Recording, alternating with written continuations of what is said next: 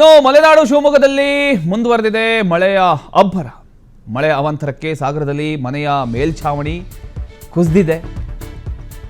ಕೂದಲೆಳೆ ಅಂತರದಲ್ಲಿ ಮನೆ ಮಂದಿ ಬಚಾವಾಗಿದ್ದಾರೆ.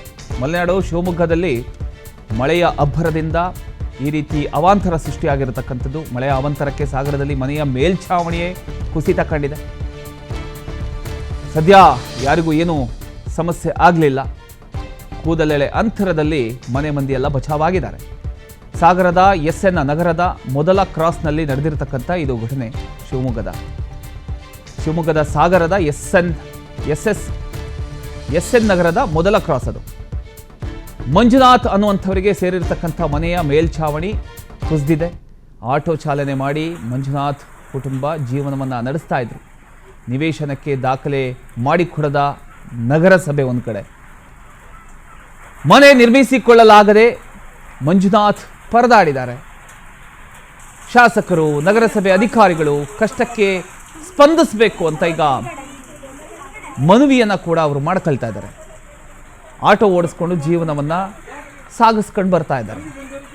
ಅವರಿಗೆ ಯಾವುದೇ ಒಂದು ವ್ಯವಸ್ಥೆ ನಗರಸಭೆಯಿಂದ ಆಗ್ತಾ ಇಲ್ಲ ಅನ್ನುವಂಥದ್ದು, ಶಾಸಕರು ಕೂಡ ಇದಕ್ಕೆ ಯಾವುದೇ ಒಂದು ಸ್ಪಂದನೆ ಕೊಡ್ತಾ ಇಲ್ಲ ಅನ್ನುವಂಥದ್ದು. ದಯವಿಟ್ಟು ಏನಾದರೂ ವ್ಯವಸ್ಥೆ ಮಾಡಿಕೊಡಿ ಅಂತ ಈಗ ಮನವಿಯನ್ನು ಮಾಡ್ಕೊಳ್ತಾ ಇದ್ದಾರೆ.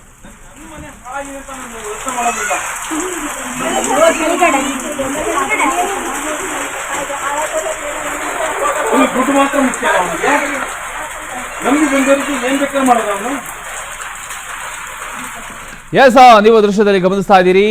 ಮನೆಯ ಮೇಲ್ಛಾವಣಿ ಕುಸಿದು ಈ ರೀತಿಯ ಒಂದು ಅವಾಂತರ ಸೃಷ್ಟಿಯಾಗಿದೆ. ಜೋರಾದ ಮಳೆಗೆ ಈಗ ಗಾಳಿ ಮಳೆ, ಒಂದು ಕಡೆ ಜೋರಾದ ಗಾಳಿ, ಇನ್ನೊಂದು ಕಡೆ ಜೋರಾದ ಮಳೆ.